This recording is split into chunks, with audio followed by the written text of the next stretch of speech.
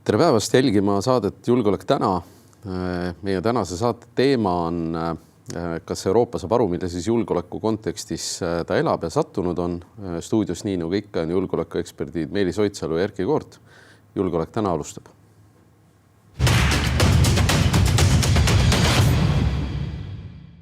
Nii, enne kui me selle suurepärase teema juurde lähme, käime korra ajaloominutid üle. Sinu harimiseks, nii nagu alati. Minu lemmikrubriik endiselt. 7. oktoobril 1932 juhtus üks väga tähelepanuväärne sündmus ehk eilsel päeval tuli uudis, mäletad, mis uudis, üks Narva kaitseliitlane arreteeriti kaitsepolitsei poolt koostöös FSB-ga. 1932. aastal arreteeriti Narvas politseile vastuhakkamise ja rahva mässulõhutamise eest endine Riigikogu liige Theodor Schmidt. Nii et Narvas 7. oktoobril on selliseid juhtumisi ka varem olnud. Ja meil Riigikogus selliseid liikmeid ka praegu. Tundub nii. 1992 võttis Riigikogu vastu deklaratsiooni üleminekuperioodi lõpetamisest ja põhiseadusliku riigikorra taastamisest. Ja tegelikult miks see on oluline, et eksiilvalitsus andis oma volitused üle toonasel päeval.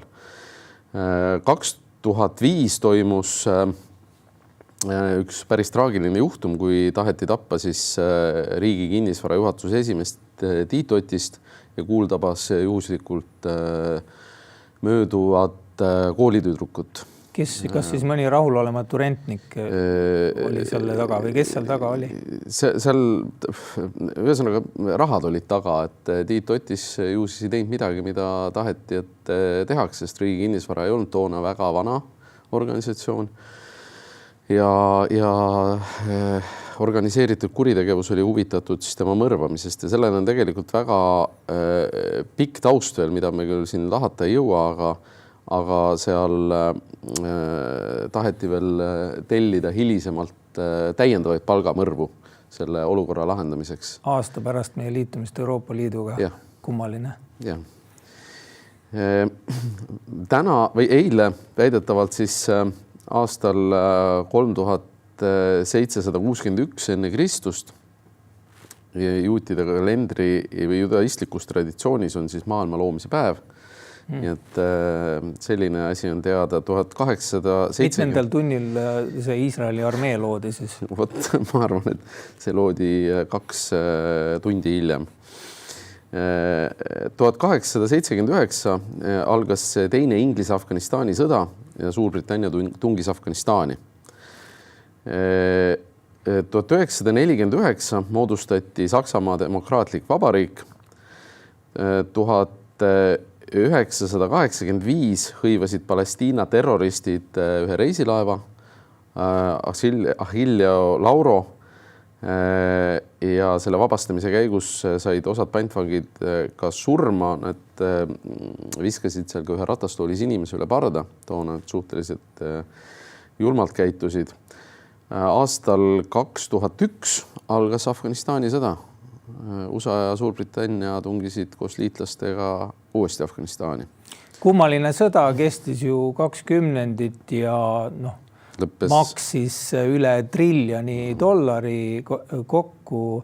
Ühest küljest tõesti mõtled, et kas me kaotasime seal ja mida me seal kaotasime. Teisest küljest minule annab see kinnitust, et lääs suudab sõdida ka selliseid sõdu, mida peetakse võib-olla natukene üledimensioneerituks ja suudetakse teha pikalt. USA mobiliseeris ennast, eks ole, et me peaks ka selle pilguga vaatama sellele minevikule.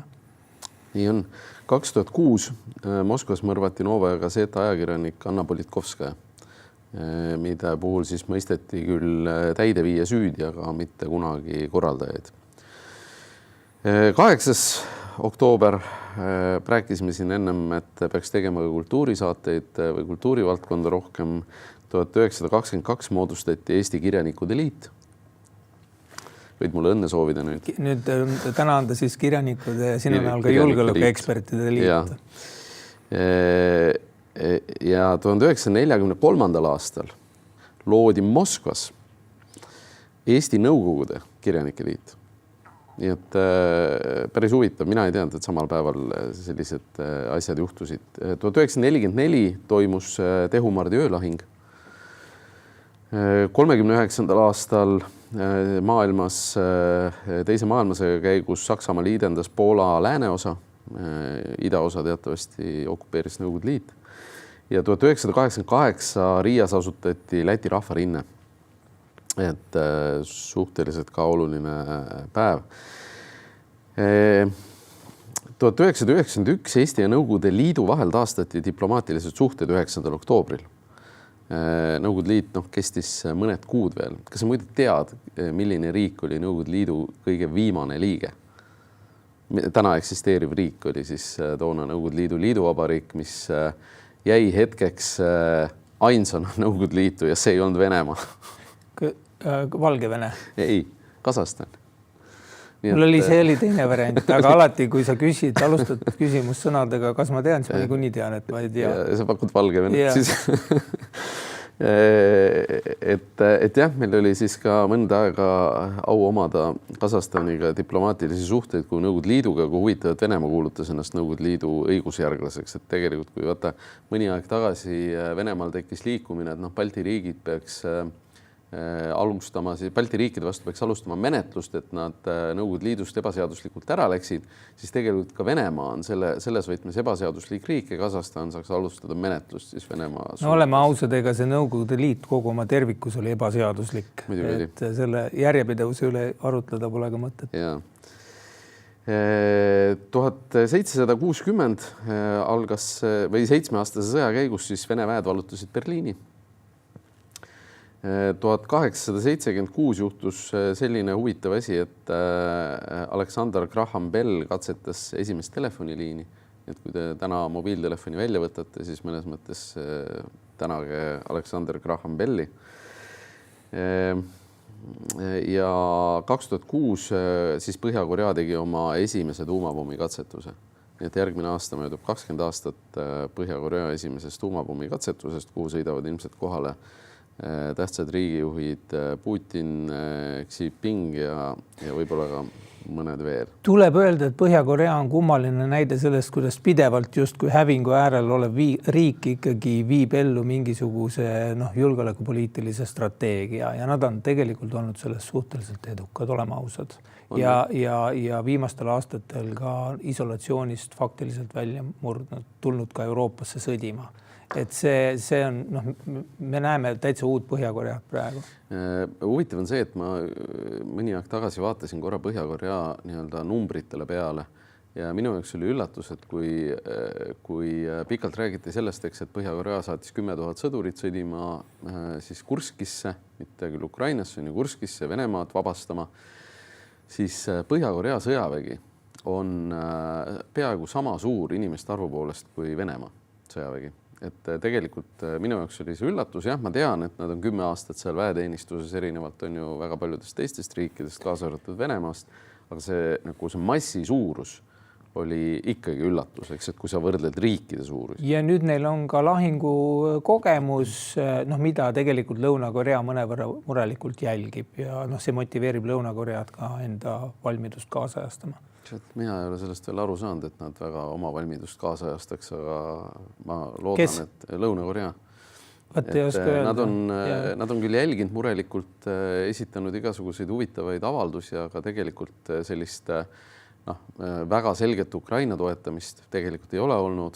Ja eks nad selge, et nad püüavad õppida ja Lõuna-Koreal on väga tugevad luureteenistused, et küll nad selle sõjakogemuse püüavad enda... Seal piirkonnas ka Ukraina toetamine teinekord käib ka nende riikide puhul kuidagi varjatuma. Sama asi on Taiwaniga, et just selle Hiina komplikatsioonid ära hoidmiseks. Tõsi. Gaza olukord, et eile möödus ka 2 aastat Hamasi rünnakust Iisraeli vastu, traagilisest rünnakust, mille tulemus on tegelikult tänaseni kestev sõjategevus. Trump on küll teinud siin rahuplaani ettepaneku, millele tegelikult Hamas vastas väga kavalalt, et me oleme nõus nende punktidega, aga mõtleme nende mõnede üle veel.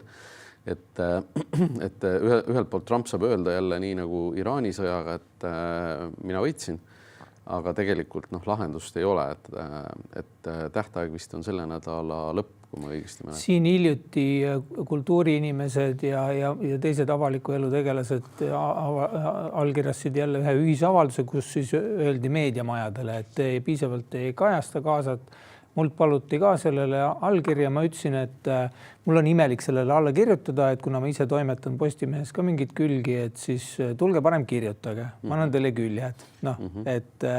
Et mina saan niimoodi toetada, mul on mõttetu iseendale hakata nagu selle allkirja andma, aga kui vaadata, kuidas seda asja on kajastatud Eestis tervikuna, siis me võime öelda, et nii Hamasil kui Iisraelil on päris hea lobi. Ja mõnevõrra see meie sisediskussioon on ka kaks lobigruppi omavahel nii-öelda andmas. Et see üleskutse viimatine oli ikkagi tsiviilohvrite teadvustamiseks ja isegi kui mitte usaldada kõiki numbreid, siis selge on see, et see on lubamatult suur. Ja võib ju küsida, kas Iisrael on nüüd midagi nii-öelda võitnud kogu sellest asjast. Natukene kahtlane. ÜRO on kaotatud täiesti. Avalik arvamus toetab praegu sõja lõppu kohe pärast pantvangide kättesaamist ja USA huvi Iisraeli sõda toetada on kuni pantvangide kättesaamiseni sisuliselt. Et Netanyahul ei ole praegu kõige paremad ajad ja ma arvan, et ka see genotsiidi süüdistus ikkagi tuleb teda tulevikus kummitama. Aga üleskutse kõigile, kes ka sellele allkirju andsid, et kui te tahate kirjutada Postimehes, saatke mulle, avaldan. Sõnad ei tee kellelegi haiget otseselt, kui nad on argumenteeritud. Ja pikalt räägitakse vihakõnest, nii et võib haiget teha küll. Aga... Ja mul ei ole probleemiks ka öelda, et Hamas on terroristlik organisatsioon ja selle liikmed tuleks tegelikult kõik kinni võtta ja kohtu alla anda ja õiglaselt. Mitte hävitada, nagu Netanyahu ütleb. Ei, nad on terroristid, võtke kinni ja kui on võimalik ja viige kohtu ette. Eks Iisraeli tekkelugu on natuke teistsugune kui paljudel riikidel maailmas on ju. Tõsi, väga paljud riigid on tekkinud vägivalla tulemusena või sõja tulemusena, nii nagu ka Eesti Vabariik sai tekkida kahjuks ainult läbi vabadussõja. Ja tuleb arvestada, et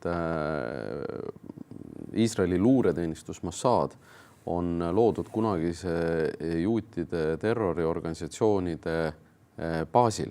Ehk et organisatsioonid, mis Briti võimu ajal korraldasid piirkonnas terroriakte ise, nende pinnalt moodustatigi hilisem luureteenistus. Tänaseks ilmselgelt seal kedagi sellest ajast enam ei tööta, aga mingisugused teistsugune mõtteviis on seal kindlasti kui väga paljudes luureteenistustes. Ja Iisrael on ise tegelikult endale niisuguse lõksu ajapiku kaevanud, et kuna Hamas varasemalt on saanud pantvangi vahetustest nii palju tulusamaid diile, inimesed, kes ikkagi eluajaks on Iisraeli vangi pandud, jalutavad sealt välja ja ikkagi 10 kuni mitmekümnekordse vahega Hamasi kasuks. Hamas on ära hellitatud selle ideega, et seni kuni neil on pantvangid, seni nad võivad kõik endale lubada. Ja Hamas ju oma terrorioperatsiooni alustas juba 2019 vist, kui nad hakkasid süüte õhupalle massiliselt laskma mitu aastat järjest.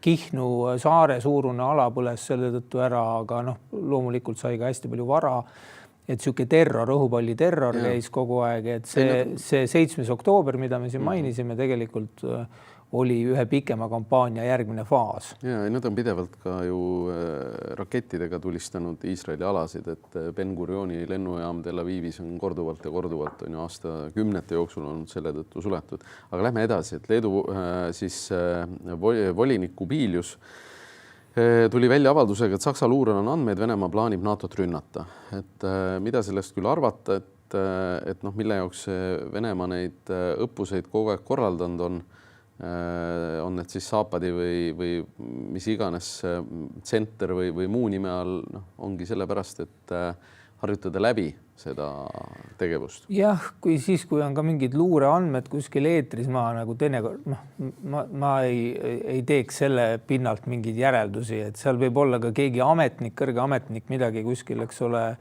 nii-öelda muigutas Kubiliusele ja nii edasi, et see, mida täpselt öeldakse, et seda sa näed siis, kui sa näed tegelikult tervikluure raportit, et inimestel on erinevad motiivid, aga selge on see, ilma igasuguse luure hinnanguta võib ju täna öelda, et Venemaa on otsustanud provotseerida. Et see on täna juba fakt ja kui ta on otsustanud provotseerida, siis küsimus on, et mis ta sellest, eks ole, ootab ja kas tal on ja kui nii-öelda julm see provokatsioon nende jaoks nagu nende vaates on. No Venemaa on rünnakuid toime panda, me nimetame neid küll avalikus diskussioonis hübriidrünnakuteks, aga tegelikult sõjaväeluure poolt toime pandud rünnak on tegelikult sõjaline rünnak. Me ei ole lihtsalt sellisel kujul reageerinud veel. Aga... Meil on mugavus öelda, et kuna seal ei ole nii-öelda sõjalaevu, kus neid droone otseselt on tabatud välja laskmast, eks ole, et siis justkui ei ole sõda. Tegelikult ei ole vahelt. Kui ta on nagu riiklikult organiseeritud, siis ta on kineetiline oht. Midagi. Slovakkia peaminister andis üle 2 aasta Ukrainale sõjalise abipaketi.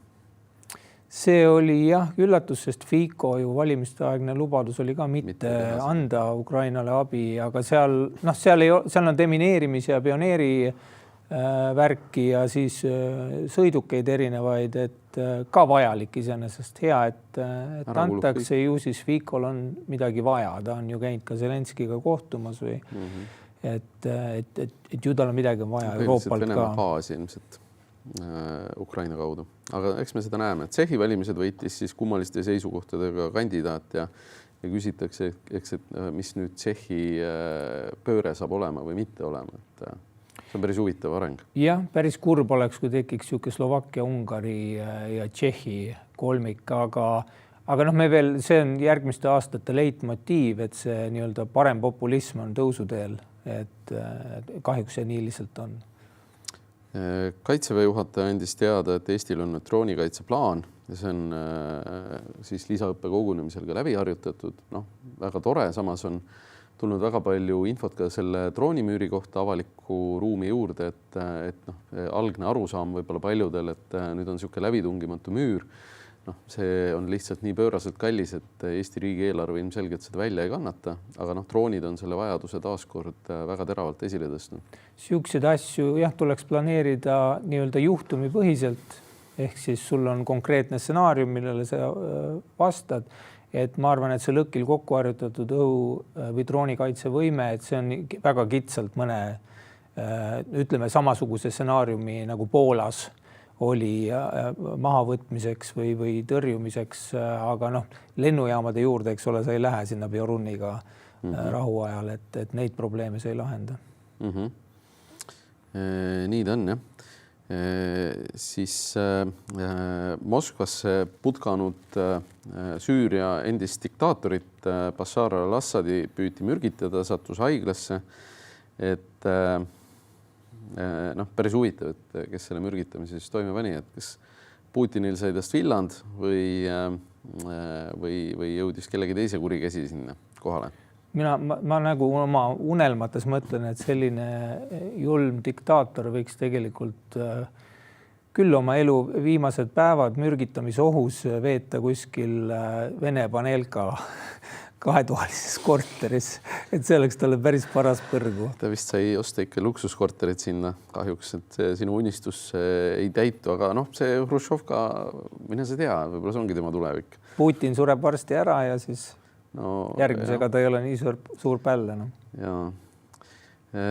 Trump saatis rahvuskaardi Chicagosse kuni 300 sõduri siis saatmiseks, et see on päris veider olukord, mis seal toimub tegelikult rahvuskaarti tänavale toomine siis võitluseks kuritegevusega.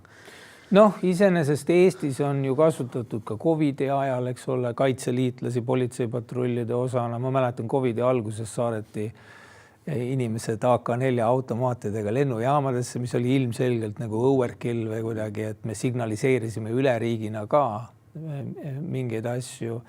Et seni, kuni kohalik politsei ja rahvuskaart omavahel koostööd teevad ja neid sõjaväelasi liiga palju inimestega kokku ei lasta, sest sõjaväelasi ei treenita inimestega suhtlemiseks, politseid treenitakse.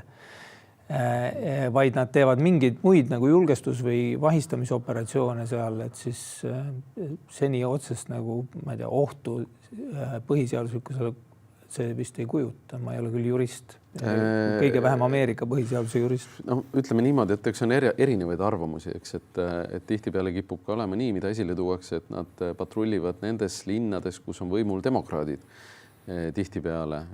On selge, et Chicagol ei saa öelda, et ei ole kuritegevusega probleeme. Kui vaadata kas see tapmiste arvu aasta jooksul. Selle probleemne külg ongi võib-olla see, et ta on sõjavägi kasutatakse sisepoliitilise nii-öelda infooperatsiooni käigus ka, võib-olla selle rahvuskaardi kaasamine ei olegi niivõrd nagu sellel mõju turvalisusele, kuivõrd ta on lihtsalt poliitiline nii-öelda prop või rekvisiit ja selliselt kindlasti sõjaväge kasutada ei tohi. Kui Chicagos saadeti rahvuskaart tänavatele, siis Prantsusmaal saadeti peaminister järjekordselt ära, et uus peaminister sai vist ametis olla 10 tundi või 12, midagi sinna kanti. Ja see on juba 3. valitsus nüüd lühikese aja jooksul ja tegelikult on päris huvitav, mida Macron teeb, sest nõrk Prantsusmaa kindlasti ei ole meie kui liitlase huvides. No ka Ühendkuningriigil oli hiljuti mingisugune ühekuune peaminister või midagi sihukest Liis Trassil ka väga palju pikemalt ei läinud seal. Ma lihtsalt mõtlen, et missugune selle inimese emotsiooni ja enesetunde kaar on, et kui ütleme 6 aega tagasi, eks ole, riigipea helistas ja ütles, et tahan anda ajaloolise ülesande sulle ja nii edasi. Ja siis 11 tunni pärast ametisse astumist tunnistad midagi sellist, et ega see ei ole kindlasti kadestusväärne olukord. Ongi küsimus, et mis edasi saab, kas erakorralised valimised või proovitakse ühe korra veel siis sama poliitilise koosseisuga, aga jälgime arenguid. Tihedalt ka Prantsusmaa, tegelikult just Prantsusmaa koloniaalminevikku puudutab Venemaa, et Prantsusmaa-Venemaa tegelikult sattusid Maliisia ja mitmes endises Prantsuse koloonias, mitte just päris kokkupõrkekursile, aga Wagner, varivägi Wagner ja kõik muud on ju tõrjusid sisuliselt Prantsuse ja liitlaste väed, kelle hulgas oli ka Eesti ju Aafrikast välja. Ja nüüd on siis peale variväe siis juhi Prigozini surma on ju mõni aasta tagasi, 2023, kui ta lennukiga alla kukkus, või kukutati, on ka Venemaa Aafrika ambitsioonid kokku kukkumas, et probleeme on nii kaevanduste kui kõikide muude kohtadega ja nüüd on küsimus, et kes selle tühimiku täidab, et kas Prantsusmaa suundub tagasi või on Ameerika Ühendriigid siis, kes selle vaikselt selle koha üle võtavad. Aga Ameerika Ühendriikidel muidugi Venemaa võimule aidatud diktaatoritega keeruline koostööd teha, aga mitte võimatu. Valgevene arengud on poliitvangide vabastamine ja siin eile minu arust oli Postimehes artikkel, Külli Kapper kirjutas väga hea artikli Valgevene sellisest poliitvangide olukorrast ja võimalikust edasistest arengutest, et tegelikult Lukašenko on ju pöördunud taaskord rohkem näoga lääne poole, et selliseid perioode on ka varasemalt olnud, nüüd siis taaskord. Lukašenka mudel on seni olnud Euroopaga suhtlemisel selline, et majandus- ja ärikoostööle igal juhul aga ideoloogilisel tasandil ikkagi väga jäine vastaseis, et nende 2 tasandi vahel ta kuidagi peab laveerima suhtluses Euroopaga. Ja pluss muidugi nii-öelda peremees riik ehk Venemaa, kelle huvidega tuleb arvestada. Uudis Euroopast veel, et lõpuks ometi tundub, et hakatakse kokku leppima selles, et Venemaa diplomaatidel, kui neil on täna Euroopa sees Schengenis on sisuliselt piiramatu liikumine, vaba liikumine täiesti, siis räägitakse selle piiramisest. Sellest on muidugi räägitud ammu. See on üldse imelik, et ma ei tea, 3,5 sõja-aasta pealt sellist asja arutame. Et see natukene näitab ka seda, võib-olla, et me oleme siin rääkinud, et diplomaatia on eriti viimasel ajal Eestis olnud teemaks seal ÜRO Julgeolekunõukogu ja nii edasi, et võib-olla see diplomaatiline sfäär ei ole ka piisavalt pingutanud, et neid sanktsioone mõjusalt kehtestada. 30. september teatas Tšehhi siis ühepoolselt, et ta ei luba enam muudest riikidest pärit Venemaa diplomaate vabalt enda riiki tulla. Väga mõistlik, mõelge, kui meil oleks Natsi-Saksamaa, eks ole, vastaseks ja siis Natsi-Saksa diplomaadid. Kooserdaksid ringi. Ja tegelikult üks oluline teemaga Nord Stream 2 osas on tulnud taaskord, et teatavasti on seal erinevad variandid, kes selle õhku lasi, kas venelased või ukrainlased ja Saksamaal. Ja kui ukrainlased, siis kas Venemaa või Ukraina käsul, sest Ukraina kodanikud võivad teha seda ka Venemaa käsul. Ja nüüd on tulnud uudis, et Saksamaal teatavasti on selle kohta siis menetlus juba jupp aega olnud ja selle käigus on Itaalias kinni peetud siis üks ukrainlane ja nüüd tuli uudis ka, et Poolas on ka kinni peetud ukrainlane, kelle väljaandmist Saksamaa taotleb ja Poola peaminister Donald Tusk on öelnud, et nad tõsiselt kaaluvad, kas seda Ukrainast välja anda, et nad automaatselt seda kindlasti ei tee. Nad tutvuvad kõikide materjalidega ja Tusk minu arust sõnastas geniaalselt selle, et Euroopa, Ukraina, Leedu, Poola probleem ei ole see, et Nord Stream 2 õhku lasti, vaid see, et see ehitati. Et see on minu arust väga jõuline sõnum. Kui see oli Kiievi plaan ja tegu, siis on see märk sellest, et see sõda strateegilise Venemaa energiataristu vastu algas juba 2022. aastal, kui see nii oli. Aga mis sellega seondub, on ikkagi Ukraina praegune täpselt samasugune strateegia, mis on nüüd skaleeritud sobivalt, löögid kriitilise energiataristu vastu ehk siis peamise toiteallika vastu Venemaal. See strateegia on muutunud nüüd eelmise aasta lõpust alates sel aastal väga selgeks, rõhtsaks ja esimest korda ma arvan, et läänes ka võib-olla vaadatakse, et appi, et äkki Ukraina mõtteski nüüd selle võrrandi välja, et kuidas initsiatiiv haarata, sest et sellel rindel selgelt on initsiatiiv nende käes. Nad on ressursse suunanud siin ka nende kaugele sõitvate tiibrakettide nagu Flamingo arendusega ja üldplaanis tundub, et see 2025 võib tagantjärgi osutuda üldse murranguliseks aastaks, kui nüüd Euroopa ka ennast kokku võtab ja ei hakka rääkima sellest, et Trumpi retoorika muudatus, et võidame Ukraina alad tagasi, oli lihtsalt tema tuju, et sellest pole mõtet rääkida. Kui Trump on seda juba ütelnud, siis tuleb sinna taha tulla. Ja, aga edetabel on läbi saanud lõpuks, see kord oli see kuidagi eriliselt tihe ja sündmuste rohke, aga lähme põhiteema juurde. See on saate legitiimne osa. Lähme põhiteema juurde.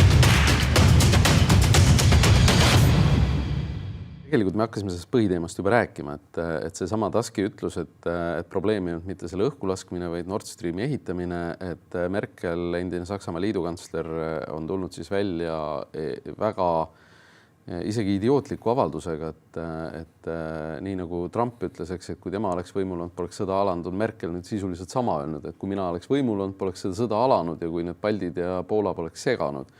Et minu arust ta ikkagi üldse ei saanud aru, kellega ta tegelikult räägib.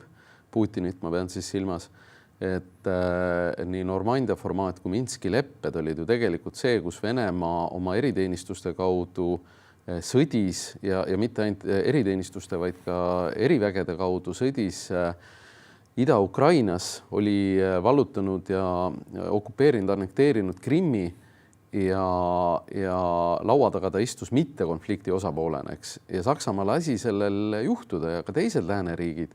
Ja tegelikult, kui Merkel oleks jätkuvalt Putiniga edasi rääkinud, pagan teab, mis järeleandmised veel oleks võinud teha.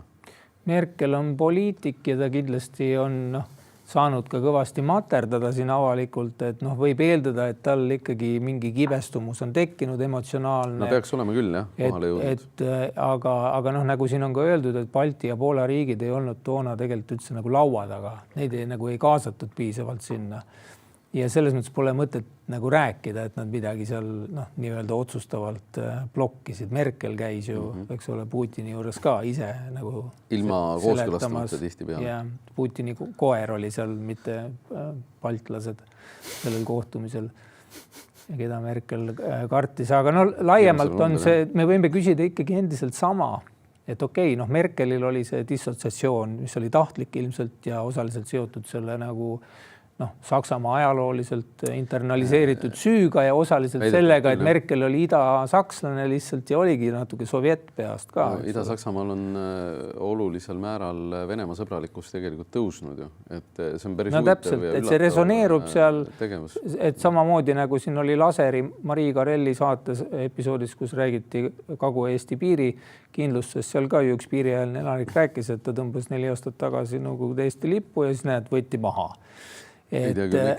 Ja siis ütles, et kui sõda tuleb, et siis ta on rahul ka sellega, kui Venemaa tema nagu talupidamist seal valitseb. Ja huvitav on see, et see inimene ilmselt ei saa aru, noh, selliseid inimesi on ta rääkis eesti keelt, aga see sama nii-öelda merkelikustumine, et see on Eestis ka väga nagu noh, mulle tundub, et ka osalt parlamenti rahvalikul tasandil, aga ka tundub, et Riigikogu tasandil on meil Merkelid küll ja küll, et neid omajagu jagub. Ja me peame nüüd, kuna me tahtsime rääkida nagu tänasest olukorrast ja kuidas me tajume olukorda, siis nagu noh, me võiks enda käest nagu kriitiliselt küsida Euroopa liidrid ka, et noh, et kas me oleme nagu otsustavalt Merkelist paremad või ainult natukene.